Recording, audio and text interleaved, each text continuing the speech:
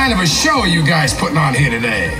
I mean, the only class in this act is sitting next to me. Good morning. I'm your host, Alissa Knight, and you're listening to LeetSpeak, a weekly podcast on all things cybersecurity and the Internet of Everything. Today on our show, we'll be discussing artificial intelligence, specifically machine learning, which is actually different from AI and other expert systems. Man, you are one pathetic loser. Joining me today is Pete Nicoletti, the Chief Data Officer, and Jon Ticknor, the Chief Data Scientist for Fort Lauderdale-based Cybraics. I mean, it's up to you, Fogel. This guy's either going to think, here's another kid with a fake ID, or here's McLovin, the 25-year-old Hawaiian organ donor. Okay, so what's it going to be? I am McLovin. Cybraics is a company who's delivering the first machine learning platform in cybersecurity delivered as a service. Enlighten, the company's flagship product, finds unknown, advanced, and insider threats that legacy intrusion detection systems often fail to see, or are buried under thousands of false positives created by its signature detection engine. Using machine learning, both supervised and unsupervised models, Enlighten makes their SOC analysts and yours more effective at sense and response activities to real threats. What you just said is one of the most insanely idiotic things I have ever heard. At no point in your rambling, incoherent response were you even close to anything that could be considered a rational thought. Everyone in this room is now dumber for having listened to it. I award you no points, and may God have mercy on your soul. I'm here for you.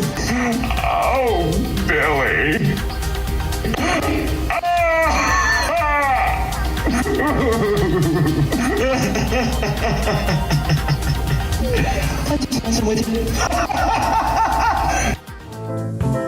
Alissa Knight.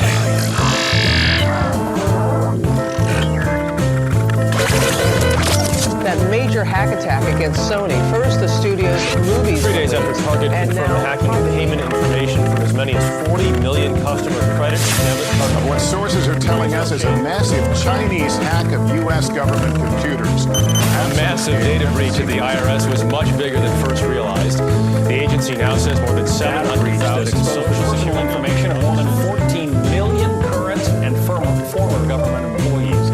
This comes after an heated oversight. Incoming message.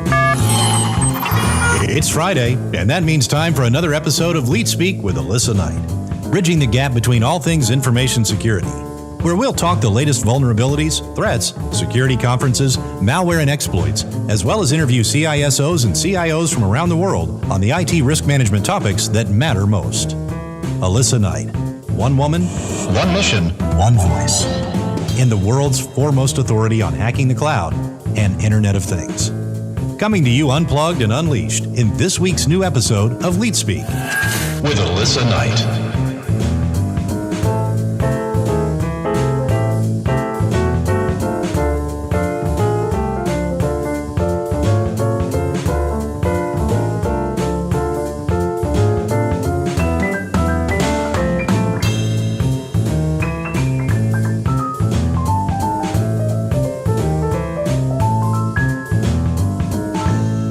Alissa, you did a fantastic introduction to why our company is having so much success. I appreciate it, and I appreciate the opportunity to chat with your audience. So if you can you introduce Cybraics and yourself for our audience before we get into AI and ML and all that nerdy stuff? You are a sad, strange little man, and you have my pity. Absolutely. Well, Cybraics is about a 7-year-old company, but for the first 4.5, 5 years of our company, we were a DARPA research project. So a really interesting gestation there with approximately, $100 million worth of research grants were awarded to us to kick off our technology. We started off with 50 data scientists, and it was for in-war theater analysis of events and all kinds of events, air telemetry, ground information, schedules of troop movements, and when a flea market would open and when a taxi driver would drive by, and just millions and billions of bits of information were collected with our system, and the data scientists were charged with developing analytics to find outliers, find different things that occur, different behaviors that were slightly out of the norm that then could be looked at by an analyst to determine if it's truly something that requires somebody to go kick down a door or to launch a missile at or to react in a different way. And the program was super successful. It was awarded Program of the Year 2 years in a row. And when the program came to an end, our founders that originally founded this said, look, this has got commercial opportunities here. So we need to commercialize the tool. It was really neat that we took the significant investment in the tool and significant investment in hardware because we had to run all this stuff. So we had millions of dollars worth of storage and petabytes worth of logging equipment and hundreds of cores of CPU. And we basically inherited that out and then started creating the commercial product. So for about the past 3 years, we've been working on the commercial product. The last 2 years, we've had it kind of a soft launch. It was scaled super large. So our first customers were our Fortune 100 companies where we tested it at. And we continuously refined our analytics. And then we really kind of launched our commercial product earlier this year. And it was up to 3.7. In our world, that's 37 different versions. So over the past 3 years, we've hit version 3.7. With 3.7, the past 6 months have been explosive growth for Cybraics. We've hired a lot more folks. We're in a couple more regions. Our customer count has doubled every quarter this year. We've also managed to keep every customer that we've ever had. So for the past 3 years, we've never lost a customer. And we have one other interesting competitive distinction is that once customers prospects see our system operating with their log, we've never lost a competitive opportunity. Our chief of risk was a deputy director at FBI. So we really have some superstars, not counting me, but we have other superstars in our company. We have a really seasoned bunch of mature folks. Everybody's been in the business 10, 15, 20 years, in my case, almost 30 years. And it's really a fun working environment, very fast moving. We're dealing with threats that are 0-day threats all day long. We're dealing with a very weird thing of delivering bad news to customers, every day when we find things that their other tools haven't found.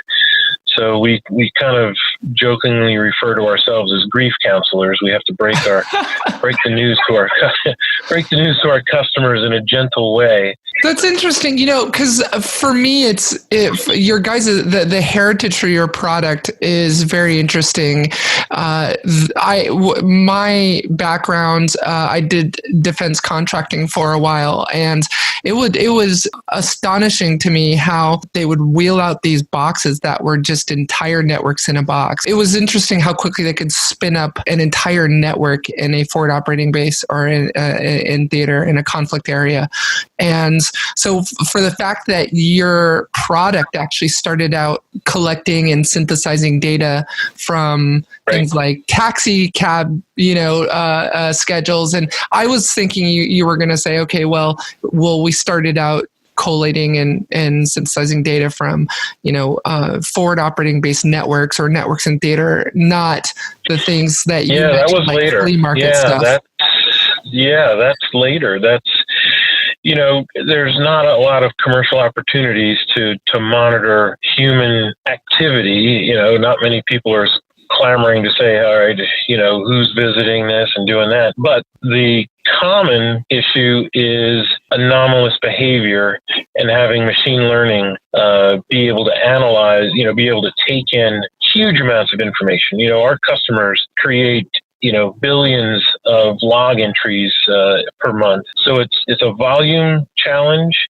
and it's a challenge to find the unusual without rules, without setting up correlation rules, without doing Boolean logic, if then or else statements, without the care and feeding that a normal SIEM, Security Event Information Manager, requires. Our system starts working immediately. As soon as we start getting logged, our analytics are looking at them, and in some cases, it's within minutes we're calling the customer saying, okay, we're seeing something really bad. That's because of the machine learning capabilities, right? It's not what's different about Enlighten, what's different about Cybraics is that your technology is powered by machine learning. It's not your traditional legacy network intrusion detection system like Snort, where it's using a database of signatures, right? You guys are actually just using models, both supervised and unsupervised, to really categorize that data, tag it in a way that helps you better understand actually the system figures out what it's looking at using this machine learning. And so maybe if you can explain what AI is, what ML is, what expert systems and deep learning is. I don't know if that's something you want to dig into or you want to have your colleague dig into, but I think it would be good for our listeners to understand what is machine learning. So it would be great, I think, if you can explain it in a way that our listeners can understand. I'll give you the executive version of how the analytics work. How's that? Yeah, I think that would be perfect. All right. Pay attention now, CISOs, and the nerd version's coming. Okay, cool. The deep nerd. So we have currently about 40 analytics, and they're in different families. And early on we were looking at making sure that we had analytics looking at all of the MITRE kill chain steps of progression of an incident. And I'm sure your audience has heard of the kill chain. That's evolved into what MITRE refers to as the ATT and CK, the attack framework. So now we've kind of increased our analytics to look at all the different behaviors that the MITRE, ATT, and CK framework looks at. So all of the reconnaissance, all of the lateral movement, all of the data exfiltration steps, all the different steps that occur during an incident. We want to be able to gather logs, make sure that our system is set up to see events that occur on the network or on servers or in NetFlow. And then our analytics are designed to find odd behavior within those events that match up with those anomalous type behaviors. So what our system does is, takes in raw log, it converts it into a common message format. So because every single vendor out there has a different way of logging. So they'll have name_IP or name-IP. So lots of different ways that firewalls and other things and syslog devices log. What we do is first step in our process is we have a parser built for each one of these tools. So dozens of different firewalls and endpoint solutions and IDSs and IPSs and Active Directory and syslog format types. So we've built that over the past year to where we can quickly develop new analytics and not have to have custom analytics based on a custom data source. So first step is the common data model. I'm going to let Jon talk a little bit more about how the analytics run, because some of them are in batch and some of them are continuously run, and he'll get into that a little bit deeper. But for example, I'm going to give you some VPN analytics because we look at administrative access in a couple different ways with a couple different analytics. We have analytics that look at normal administrative and normal user behavior, and we watch that over time, and if something different occurs, we're going to pop that as an outlier. And it would have additional analytics that occur that are based on, all right, why is this an outlier? What's going on here? Did somebody logged in an hour after they logged out from a different location? Okay, that's a little bit different. And it would really be very different if they logged in an hour later and they were across the country, which makes that improbable, or in the case of logging in from China an hour later, impossible. So our analytics are doing net maps and geo IP location of where those logins occur, and making additional analysis to determine that, okay, there's something very terrible going on here. And once again, no rules. This is just behavior based that we're looking for in the VPN world. On the data side, are you guys actually collecting that data up in the cloud and pulling that from all of your different customers, or does the data stay on-prem with your customer sites? I'm wondering if there's some big data churning going on here with what I'm assuming is petabytes of data from your customers in the cloud somewhere. Great question. Yeah, right now under our management, we have 6 petabytes of logs. So, oh wow, pretty significant data set to learn from and to use and to manage. And there's some benefits to that. Number one is economies of scale. The real big benefit to the customers is they don't have to set up these environments. The setup and maintenance of these huge data lakes are expensive and time consuming. We already have them set up. So with our customers, it's an extremely light touch, literally a 1-hour install. What we do is we install a very lightweight virtual machine in your environment that just requires a few cores and a little bit of storage to store and forward the logs. We help you set up your firewall to pinhole to our facilities, depending on which facility you go to.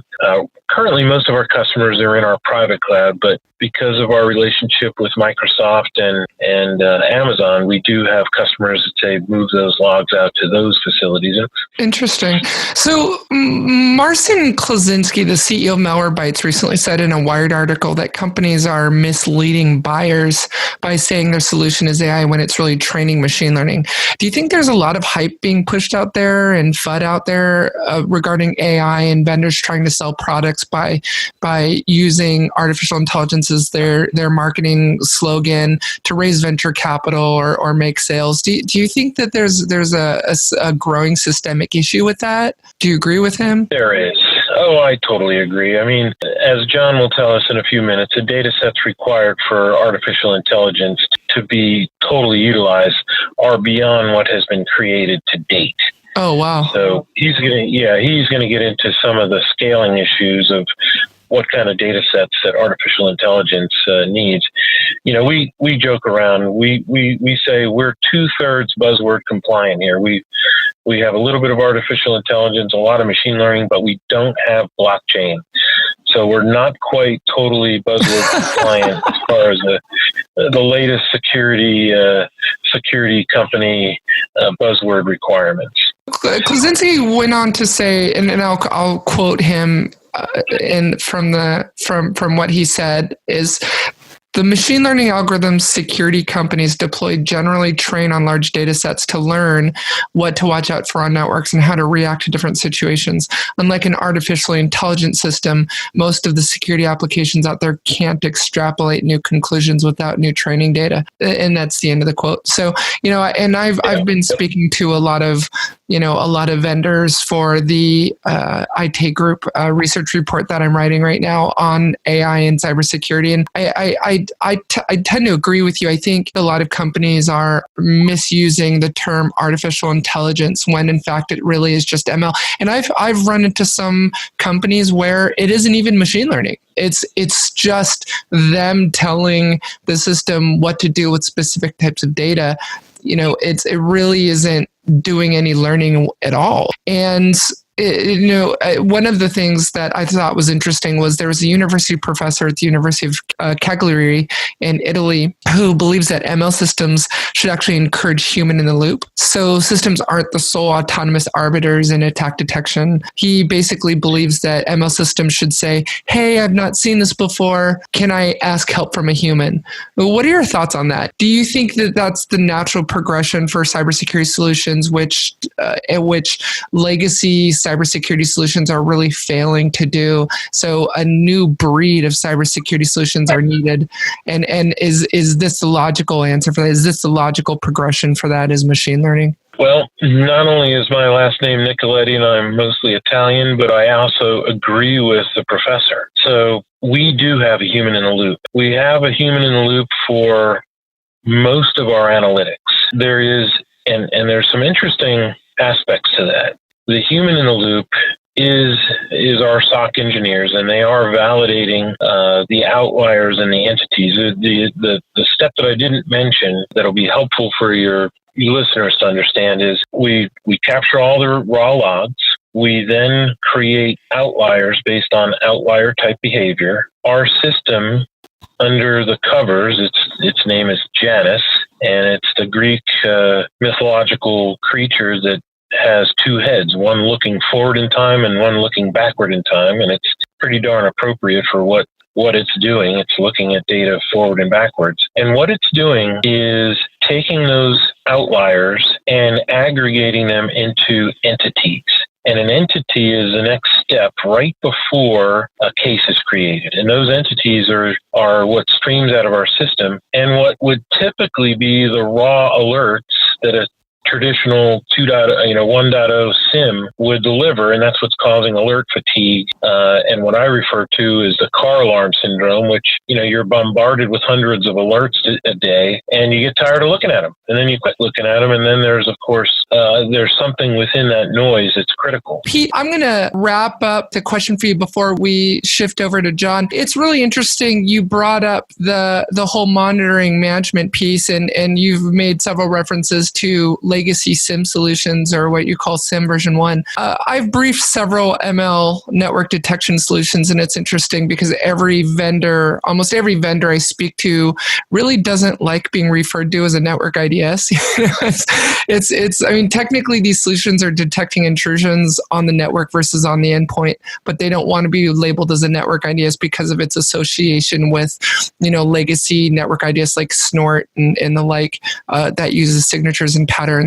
What's your position on that? It's interesting because initially I had sort of classified Cybraics as a network threat detection solution, but from our conversation, I think it'd be more accurate to call it more of a SIEM powered by ML. What's your position on this? Is Cybraics a network threat detection system? Like Vectra and some of these others like Darktrace, or do you feel like these solutions like Cybraics are really creating a new product space in cybersecurity? Well, we do have a Venn diagram that intersects a couple of worlds. We really refer to ourselves as a managed detection and response platform with a whole lot of SIEM capabilities available. We know that SIEM has failed. Every company that's ever been hacked ever has had a SIEM. Right. So come on, does SIEM really help customers? Certainly for the compliance check mark, certainly for the forensics, certainly for the after action analysis, but it's certainly not a preventative tool. That's where we're standing head and shoulders above everyone else, is that managed detection and response, to where we're taking in the logs like a SIEM, making them available for reports and dashboards like a SIEM, but with machine learning and our analytics, chewing on those logs and continuously monitoring for threats that aren't signature based. That's where we're winning. Awesome. Well, thank you, Pete. I'm going to shift over to Jon and put him on the spot here. So Jon, welcome to the show. Before we start digging into the weeds on machine learning, AI, expert systems, and all that fun jazz, I just think it's neat to have a chief data scientist on the show. Can you just tell our audience more about who you are and your background and your experiences and really what your job is at Cybraics as a chief data scientist? What does a chief data scientist do? Yeah, Alissa, thank you for having me. So my background is very mixed. So I was actually an engineer by trade, did a lot of numerical work in school, and as soon as I came out, this data science field was sort of taking hold, and it fit a lot of the things that I'd done before and just not called data science. And so I got into the contracting world, worked in the intelligence community doing cybersecurity applications, building detection capabilities, network monitoring tools, things like that. Joined Cybraics actually in a couple of days. It'll be 3 years ago. And what I do at Cybraics is really, we're startups, so I get to do a lot of different things, but the majority of the work that I do is helping build the detection capabilities and the automation components of our platform. And so that really spans a range of activities. One, working with a data science team to generate analytic capabilities for detecting advanced threats. The second is to work directly with the security team that we have, to come up with new ideas. What are the trending attacks in the world today? What are some things that we may or may not be missing? How can we improve our capabilities and improve the platform as a whole? And that ultimately feeds into the automation component. So as I'm sure Pete talked about a little bit, the real goal is not to just find malicious activities or anomalous activities, but it's really to automate those processes that the SOC analyst would do today. So figuring out how to aggregate those behaviors together and show them which ones are interesting and which ones they can ignore is kind of the bread and butter of what we're trying to do. Understood. Yeah. So, and just for some of our listeners who aren't as familiar with machine learning, when you say your data science team, I imagine a room just full of extremely brilliant mathematicians. Is it? Correct me if I'm wrong, but machine learning is a lot of math. It's a lot of algorithms and just really a lot of smart number crunchers and mathematicians. Certainly, a lot of math applications, but our team is really diverse. My approach to building teams, both at Cybraics and before I came to Cybraics, was really to get a lot of hungry individuals who had strong mathematical backgrounds. So whether that be through physics, math, engineering, what I was looking for was a team that was interested in doing cool work and had a passion for building things in sort of the real world, not the toy examples that you necessarily get when you're in academia, but trying to build these products out. And so we have a diverse group of folks that not necessarily coming from a cybersecurity background. We have people who are, physicists, we have engineers, we have obviously people who've come from the security field as well. So really a sort of a mixed bag of ideas. I think that really ultimately gives you the best chance at finding new approaches to solve existing problems. That's interesting. Yeah. So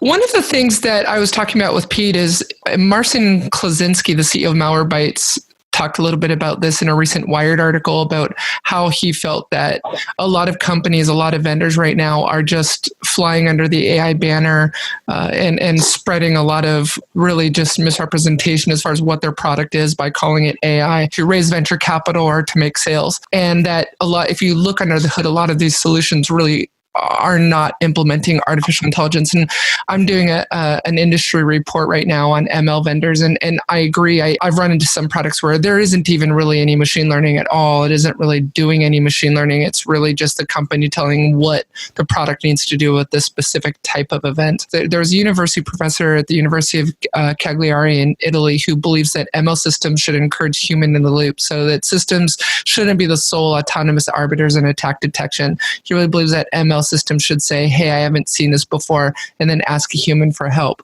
So I'd really like to get your opinion as a data scientist, if you feel like there's a lot of hype out there around AI and ML, around solutions that really aren't those things, and whether or not you think that ML solutions should be the sole arbiter on this decision making, or if humans really need to still be in that loop.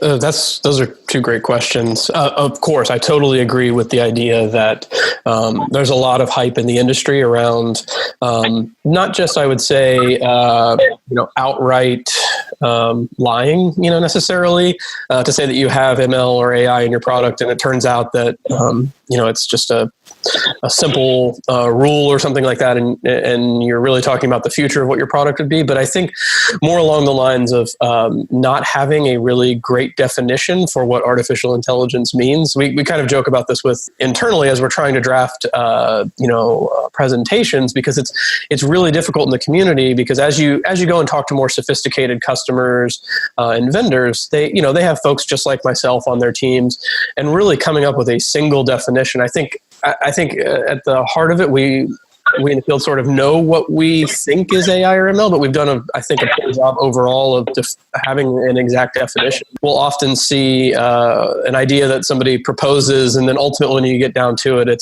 turns out to be a linear regression model, and you say, okay, this isn't really AI and ML in the sense of the way we think about it in the industry today. But because of the sort of lack of definition and understanding, it's easy to sort of market yourself that way. So that's one of the things we try to do when we talk to our customers is we're an open book. We don't like to hide behind the system and say, oh, this is purely intellectual property. Of course, we want to protect some of the things that we build. But at the same time, I'm very open, and my team is very open with discussing the types of techniques that we're using, how those methods have been used maybe in other fields to solve, more sophisticated type of problems and how we can apply them in cybersecurity. So we tend to be very open with our customers about the exact types of methods and let them know that, hey, these are the things that we're actually doing and why this is real ML, this is real AI that we're building as a team. As for your second question, particularly in security, it's one of the hard parts when I do recruiting is finding good data scientists or mathematicians who've worked in other fields and explaining to them that security is really a different animal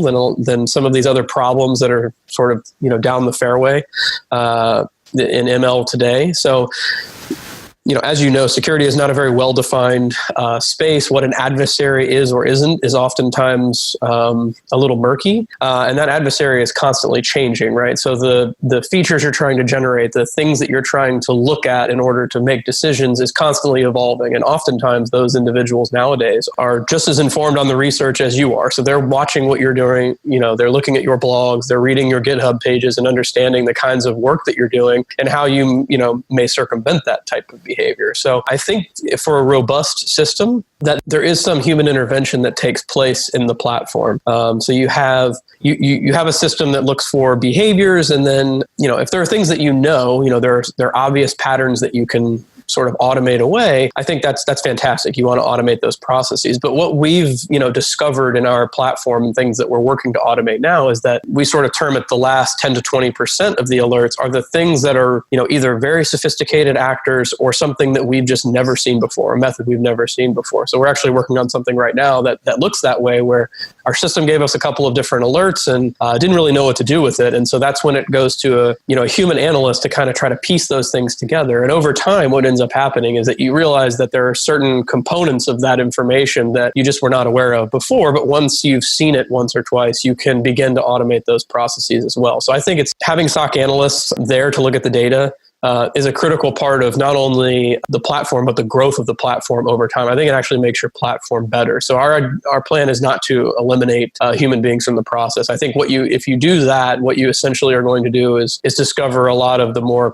commodity level or well-known type of behaviors, as opposed to the more sophisticated actors, which we're obviously very interested in helping our customers find. That's an awesome explanation. One of the things that I find is, and I think you hit the nail on the head here, it really is educating the market and educating buyers on the difference between all of those things. In your words, can you explain the difference between AI and ML? Because they really aren't the same thing. And, we see vendors throwing the term artificial intelligence, machine learning, expert systems, deep learning. Can you just, for our listeners, explain what really the idiosyncratic differences are between AI and ML, and so they can better understand what ML solutions actually are? Because you have ML solutions and you've got vendors like Cylance that talks about the importance of the difference between supervised and unsupervised models. And so I think it would be great to have you explain to our audience what exactly the difference is between AI and ML. Certainly. This is going to be, again, my opinion. I think if you ask 10 people, you'll probably get 10 different responses. But the way that we really view it as a company and sort of our philosophy is that AI is sort of a larger umbrella term where machine learning is a component of a way in which you can build a technology to perform the sort of artificial intelligence. I would argue, and I think it's argued by the community a lot as well, that things like expert systems are also have applications in AI, and that would be sort of your early waves of AI. So if you think about this from, I spent some time at DARPA, and DARPA I thought had a really good definition of this. They really showed what they called the 3 waves of artificial intelligence, and the first was this sort of expert system. This was where we were 10, 20, 30 years ago, building rules into the system and hoping that we could define all possible states that this system would experience. And there's obvious reasons why that's very difficult. And, obviously computing constraints were part of that kind of design. The sort of second wave, which we're in now, is where you have systems that are really focused on solving specific problems. So I think that's where machine learning sort of makes its application. I think when most people think of artificial intelligence, they think of like a human brain that's making lots of different types of decisions. And if you really look at a lot of the research and capabilities, particularly in the security, I'll stay focused mostly in the security world, you're solving very specific tasks. So there are companies that are doing purely endpoint, and so they have a model that solves that endpoint problem. And they use, again, sophisticated methods that are being used in other applications like image recognition and speech recognition as well. But it solves a very specific task, right? That model that can detect a malicious file is not going to suddenly go into the SOC and start making decisions about network beacons. So you have this kind of mixture of models. So the machine learning aspect is being able to take the data that your customers are providing you and make decisions about that data. So whether that's through a supervised approach, like a classification task where you have labels, which in security is often very difficult to come by. There are a handful of applications really where you can get robust, unbiased data sets, and then more of your unsupervised approaches, which is something that we have used as well. Both from a research and side of our platform, where you're not making decisions based off of labels, but you're trying to group things. You're trying to look at the data and find these homogeneous groups and look for things that are outside of that. And there are pluses and minuses to both of those approaches. And then what DARPA called the third wave was essentially this, really a thinking system, right? The ability to do general intelligence, so that would be able to make decisions about multiple tasks more like a human would do. And so I don't think we're even close to approaching that. There's a lot of great research out there about whether deep learning is the solution to a lot of these problems and where we may want to go in the future. The way I like to try to explain it to the customer base is that when you hear things like machine learning, that is a very vague definition, right? There's a lot of machine learning classes that would again classify things like multiple linear regression, which is a very generic model. It's not doing a lot to learn from the data. It's very simplistic and can't solve these sort of higher order type problem. That would be classified as sort of simple machine learning. So it doesn't really tell you the sophistication or the capabilities of the problem. It's really sort of a blanket term. And I think AI is used in the same way because it's again so broad. It can include things like expert systems. Technically, it can include machine learning. It can include other types of models that people have developed. Statistical types of models could also fall into that bin. I hope this is helping answer the question a little bit, but the difference really being the ability to sort of learn from the data and make decisions. That would be the sort of ultimately the AI capability, is to take that information and make decisions on things you haven't seen before that are not necessarily within the subspace of what you've trained the model on. Because I think that's really the challenge, right? When we build a machine learning model, one of the drawbacks a lot of times is that we only have access to so much data, and so we don't get to see things that are happening necessarily in other regions or other industries. And so our model is in some ways biased to solving the sort of larger problems. So I think the goal of the true AI piece is to be able to make some of these more global decisions about the information that you're receiving, as opposed to building single models to solve specific problems. So we're doing basically both of those things in two different modules in our platform. So that's how we like to explain it to our customers. Hopefully that makes more sense. It does. Yeah. I like the way you explain that. And, so given what you just said, do you think machine learning really now becoming enterprise ready with, over the last year or so, especially both on network and both network detection and endpoint detection with things like silence. Mm-hmm. Do you think it's ultimately spelling an end to legacy security solutions, legacy antivirus, legacy network IDS? Do you think that this new wave of products that are really powered by signatureless detection, and let's be honest here, let's point the pink elephant out in the room. I mean, machine learning has really been a part of these legacy solutions going back over a decade. You have semantic endpoint protection, which people call legacy antivirus, but it really is multiple layers of detection, one of those layers being machine learning. And so I think it's unfair to kind of call legacy antivirus solutions like Symantec something that is really just signature based, because a lot of these solutions, a lot of the antivirus vendors, even the Kaspersky Labs of the world, do have machine learning in their product. But one of the things I love to ask and would like to find out what your opinion is, are these actually replacing these solutions? Do you see this as the next really industrial revolution in cybersecurity of pushing these old products out of the network? Yeah, I think what you just said was very important. As someone who has a lot of friends and former colleagues who work at those companies you described, the companies like the Symantecs, Microsoft, Windows Defender, some of the work that they've been doing is fantastic. I mean, they're hiring the same types of people that I hire. They're trying to solve the problems in the same way. So I totally agree with you. I think it's misleading to call them sort of legacy vendors. And I think some of the results from the sort of nonpartisan testing groups would show that to be the case. I have mixed feelings about it, right? I think it depends again on the application. I would say that the experiences we have. So one of the things we do is we like to hire and employ former offensive folks as well, to get an idea of the kinds of things that we should be looking for and doing. And so one of the things that I like to get is, recent reports and new trends in behaviors. And one thing I have noticed is that a lot of the sort of new techniques that will first be exposed, and social media is a great place where people share these types of activities. But they'll show a new method that they've detected, and they'll upload it to VirusTotal. They're tested on some solutions they have, including their own companies, and many times they'll come back with zero alerts, right? Like it will not be flagged by any of the vendors. So I think one has to acknowledge that, machine learning is, and I think especially in security, is sort of in its infancy right now. There are definitely companies that have been doing it for a period of time, but I think doing it in a really robust manner has improved dramatically over the last few years.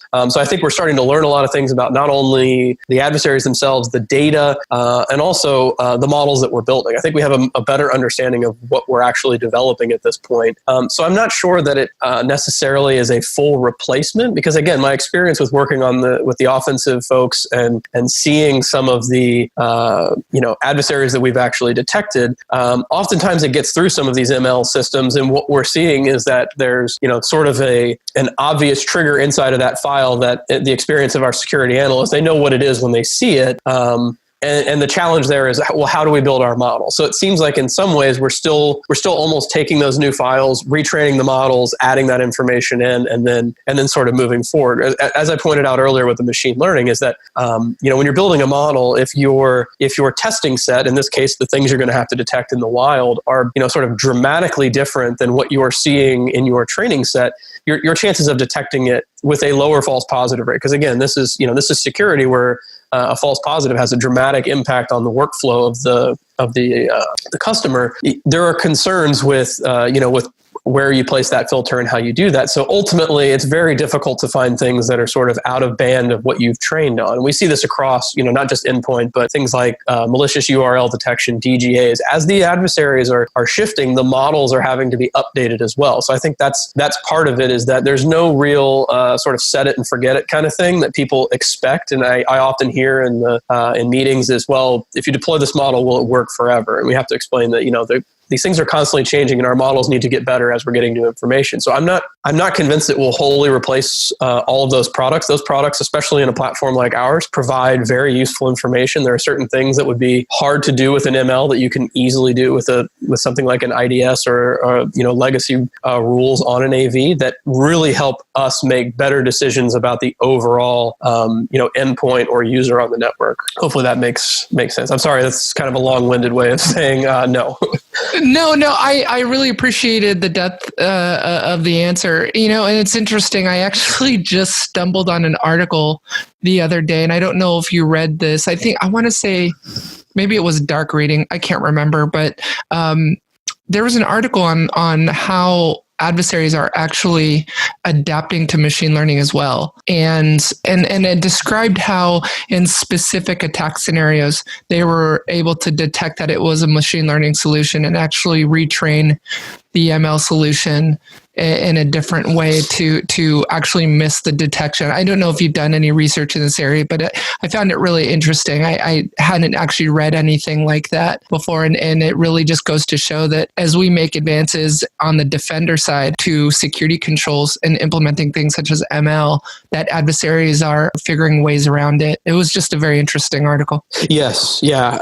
I did see that article, and there's a lot of, again, really smart people in our industry who are looking at those types of problems as well. The adversarial machine learning field is growing rapidly. A lot of friends that I have sort of jumped into that arena, and it's very interesting. One of the data scientists that actually works on my team, he pointed out a really cool article from a couple of years ago that effectively showed that as long as I had access to the oracle, so in this case your product, the responses I was getting from the product, I didn't really need to know the features that your product was using, but could ultimately figure out how to make predictions on what your product would say. So over time, you could train this by just submitting files or URLs to your detector. I could figure out how it was making those decisions, and then ultimately have my own version of your product on my side, and I can build a model then to effectively escape that. And so I think the adversarial machine learning is really cool. The GANs that are being developed for URLs and DGA detectors is amazing, because it not only improves our existing detection capabilities, but it shows us that there are opportunities for adversaries who are smart and many of them are very intelligent, that are going to try to implement these capabilities to escape these technologies. Because I think they realize that Pete and I have talked about this before, where what happens when an adversary has been on a network for a period of time and then all of a sudden they get kicked off, right? They know that a new product is there and they have to figure out, okay, why exactly did I get caught, and what do I need to do to gain persistence again, or use the existing persistence mechanisms that I've already deployed and not get caught again. So it's definitely something we think about. It's something we haven't necessarily put into our product today, but from a research standpoint and just interest, our team is looking at those types of capabilities to improve our models, because we find it very interesting. Yeah, I like this conversation a lot. As a matter of fact, I think it's more interesting than the conversation of what machine learning is, because you look at Metasploit, you look at things like Veil framework, which I'm sure you're familiar with, where whether you want to call them black hats, gray hats, or just white hats who are penetration testers that are creating things like Veil framework and plugins and Metasploit modules that are designed to go around quote unquote legacy antivirus solutions like Symantec, even disable the antivirus tool. But it would be interesting. I'm sure it's only a matter of time where we start to see things like Veil framework made for Metasploit that is actually built by machine learning or is powered by machine learning. So an ML plugin for Metasploit that adds machine learning capabilities to specific Metasploit modules. This is just a really interesting topic, because I agree. It really shows that, like you said, our adversaries are just as smart, if not smarter. And as we make advancements, they're going to figure out a way not only just how thwart it, to go around it or disable it, but actually make it easy, make it point and click, add it as a Metasploit module, create a Ruby, create it as a Ruby module, how to implement machine learning into every Metasploit Ruby module. Or, it's just really interesting to me. Yeah, I totally agree. I mean, it actually leads to sort of a bigger question that we've had as a team, and again, working with some of the folks on the other side. It's an important part of our field to release our research and and so that other people can understand what we're working on, where we're going. But at the same time, as more of those techniques become public, as you're saying, people are reading that as well, and they're understanding what you're doing, the types of technologies that you're using, the techniques that you're using. And I think another thing that has helped is sort of the ubiquity of machine learning and sort of AI technologies that are available and easy to use. I mean, you can obviously get yourself in trouble trying to build enterprise type products with the wrong types of data and build biased models, and but that's fine. If you're trying to solve a very particular task, though, the ability to use these techniques is sort of down at the lower level user. Now, there's lots of great examples. There's free classes all over the internet. So if someone wants to learn how to do these things, they can, and understanding, ways in which they attack the network. Now, I will say it's funny because I think there's sort of this divide. I have, friends who look out and do that kind of work. And then I have others who say, well, come on, most of the networks that we pen test are just sort of wide open, and I don't really need these advanced techniques because all of the simple stuff still works. And so you have these kind of, competing ideas going on. But religious debate.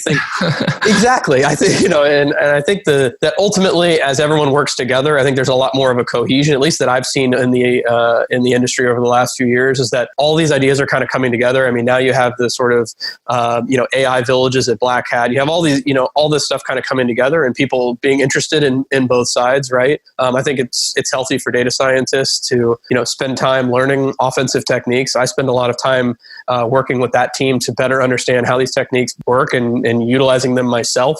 They spend a lot of time learning ML. So I think, as time goes on, these fields will kind of merge together where everyone has an understanding of sort of both sides. And it's not really a side anymore. It's really about knowledge gain. And so that's going to be a challenge for us as we move forward. Because one example of that is DGAs. I think, there was this explosion of DGA usage, and then there were a lot of vendors who were detecting it. And one of the things we explain to our customers now, they often ask us if we have a DGA detector, and we say, we rarely find the kind of DGAs that you used to see in the past. It's, if anyone uses a DGA now, it's mostly to generate one or two domains. And oftentimes they don't, because it's easier to register something that's not as obvious to detect lexically.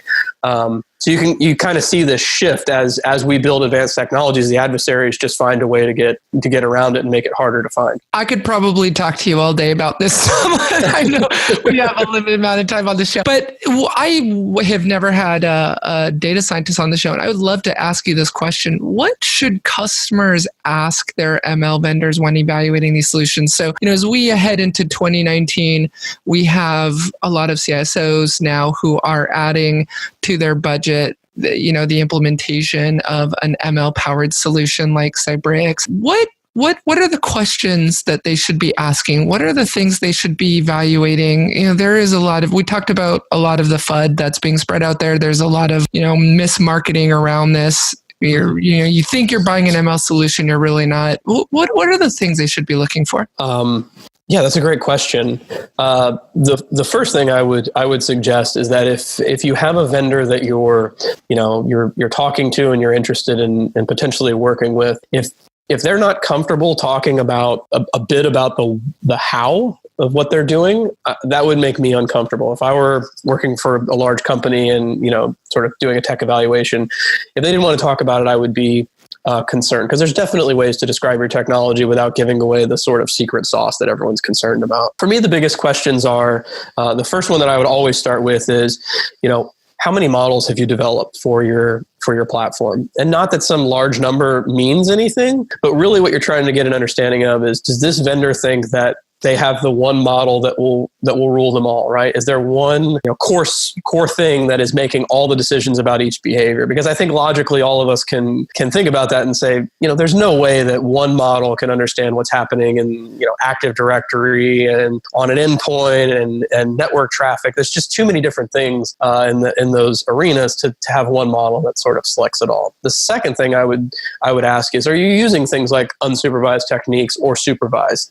And if they say they're using 100% supervised, I would be a little hesitant, right? Because then what you can really begin to understand, again, this all depends. If you're talking about a larger sort of package product like ourselves, these are the questions I would ask. If you're looking at strictly an endpoint tool, there's probably one model and it's probably a supervised learning task. So that it sort of goes away if you're looking at just an endpoint product. But you begin to ask them questions like, are you using unsupervised or supervised? Because if they're saying only supervised, and that means they've suggested that they have labeled data, right, for that particular task. And there's not a lot of well-labeled data sets in the security, particularly in the network level tasks. You can think of things like phishing or crypto mining. There are lots of resources where people are showing flagged domains. needs. But for things like beacons or lateral movement internal to the network, there's just not a lot of data on that, right? And you need a lot of examples to train a classifier. So it's very difficult to do supervised learning on a lot of these tasks. It requires more nuanced statistical and unsupervised approaches to find those kinds of behaviors. And we could talk all day about, how you would do that. So those are two sort of obvious questions I would ask. And the third would be, what is really your approach to detecting things? Do you just look at it as a holistic model that's solving the, quote, cyber problem? Or are you addressing things like individualized behaviors? Describe some of the behaviors that you expect to detect and some proof of those types of behaviors. These are all things that we do when we go into a meeting, because I know how it feels to be on the other side of the table when you're being pitched products, and it becomes challenging, right? You're trying to sift through it without seeing the code, without understanding everything that's happening. And I think if people can explain the types of methods they're using, the types of behaviors they're accessing or detecting, and the examples of where they've actually used that approach, and where do you see the pitfalls? Do you have a false positive problem, or how do you handle the idea of a false negative? Those are the kinds of things that I would ask. And if you're getting good answers from that, and you're not getting the sort of marketing speak where it's a misdirection and we talk about AI and machine learning again, I think you probably have found a good vendor at that point that you can move forward to a POV and obviously assess the. Great answer, Jon. Thank you so much. And I apologize, Pete.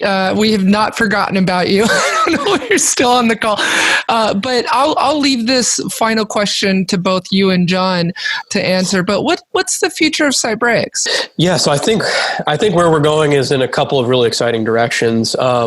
And Pete gave a great description of the platform and what we're trying to do.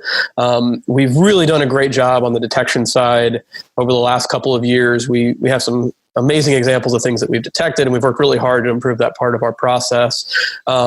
Where I see us making a lot of moves is in some of the existing SIEM capabilities. So our new product release has lots of great capabilities for not only storing and accessing the data, but using our existing detection pipelines and allowing an analyst to dig into that interesting data, the things that they should be looking at, much faster. So automating a lot of the queries that we know people will run ahead of time and getting that information to them in a digestible form really quickly.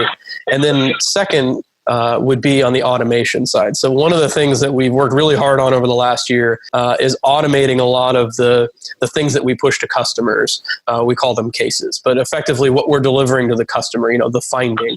And so by automating as much of that as possible, we're effectively reducing the workload of that, the SOC in terms of finding and detecting those behaviors. But what we want to do is go even further. So as our platform is getting into the hands of more and more customers, we're getting lots and lots of labeled data from the team, and decisions are being made about all these combinations of behaviors. And so we're building more advanced models over time to automate, more and more of these processes. And as I said earlier, sort of chip away at these more sophisticated actors and behaviors that before we haven't been able to automate. So I think what you'll see from us over the next year is really this increase in automation, so that the work of the analyst is to really focus on the most important, the most critical alerts in their system. That's great, Jon. And to add a little bit to that, we're also adding some functionality that is more appropriate to the MSSP space. So instead of just the solution being delivered to a single customer,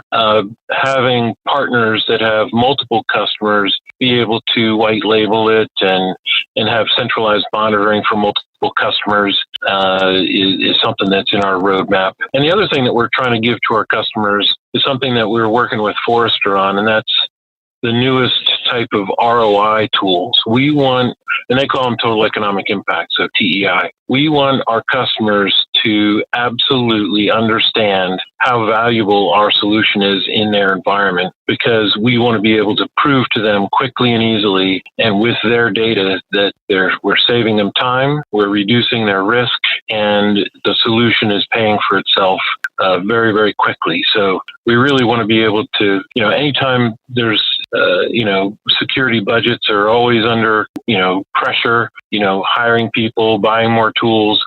We want our tool to have the highest return for our customers and give them the best results for the biggest bang for their buck. And we want to be able to prove that to our customers. Yeah, that's interesting. Yeah, even though you guys have you guys provide this as really as software as a service or even run a SOC yourselves, so you guys are actually planning on opening up the channel to other MSSPs who will be able to leverage your technology. So in a way, almost even though competing with them, you're still going to open up that partnership to them to be able to provide your technology as a managed service under their umbrella as well. Yeah, our sales are all through partners currently. So we we use partners because there's ancillary services that our partners are providing, whether it be incident response services or penetration testing or